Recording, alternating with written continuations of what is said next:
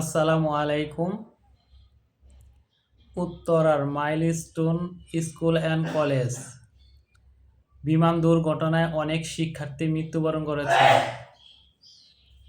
আল্লাহ তাআলা তাদেরকে সর্বোচ্চ জান্নাতুল ফেরদাউস দান করুক।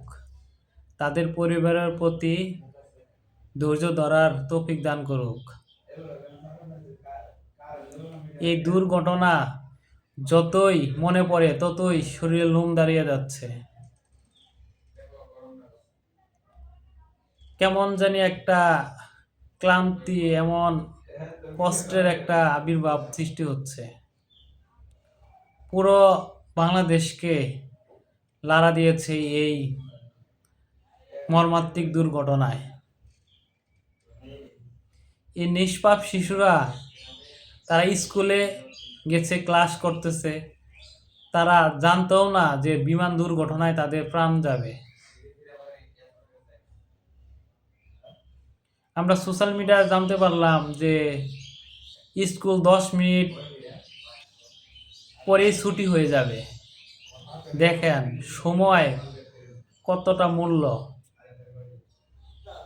10টা মিনিট পরে যদি এই দুর্ঘটনা ঘটতো, তাহলে নিষ্পাপ শিশুগুলো আজ মৃত্যুবরণ করতে হতো না।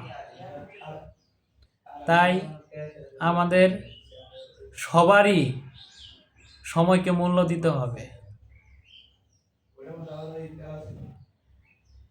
মানে এই নিষ্পাপ শিশুরা, তাদের কি অপরাধ ছিল এই বিমান দুর্ঘটনায় তাদের মৃত্যুবরণ করতে হবে? আসলে দুর্ঘটনা বলে কয়ে আসে না, কখন আসবে কখন আসবে না এটা কেউ জানে না। যে কোনো মুহূর্তে দুর্ঘটনা ঘটে যেতে পারে। হ্যাঁ, আমাদের সচেতন হতে হবে। এই বিমান দুর্ঘটনা ঘটলো, এই যে ট্রেনিং এর মাধ্যমে ট্রেনিংটা করালো এখানে উত্তরাতে, এখানে বিমান বাহনের মোটে উচিত হয় নাই এখানে বিমান উত্তোলন করানো। এমন সে ট্রেনিং এর মাধ্যমে, ট্রেনিং মানে কি, সে নতুন পাইলট বা বিমানটা সে নতুন উড়াচ্ছে, তাই তো বোঝানো হচ্ছে এখানে, তাই না? তাহলে এই উত্তরার মতো জায়গা এখানে কি উচিত হয়েছে? আমার প্রশ্ন বিমান বাহিনীর কাছে।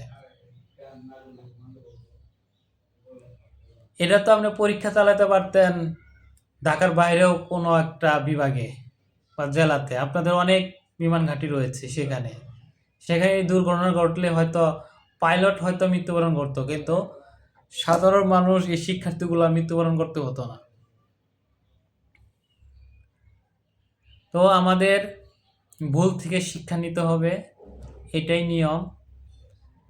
তো বিমান বাহিনীর উচিত হবে দ্বিতীয়বার যেন এই মানে ঢাকার ভিতরে আপাতত প্রশিক্ষণ কোনো বিমান উড়ানো উচিত নয়, যাতে না উড়ানো হয়।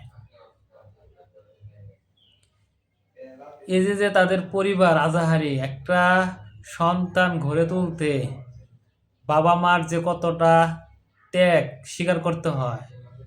যে সন্তান হারিয়েছে সেই জানে তার ব্যথা কতটা। আমরা হয়তো দূরে থেকে তার সহানুভূতি প্রকাশ করতে পারি। এমন কোনো লোক নাই এই দুর্ঘটনায় মর্মাহত না হয়েছে, তার কষ্ট না হয়েছে।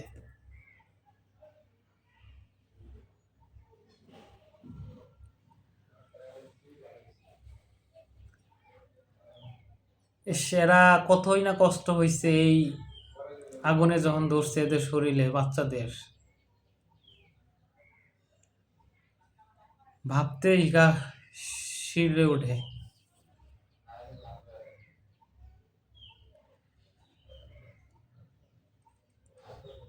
ভালো থাকবেন। আসসালামু আলাইকুম।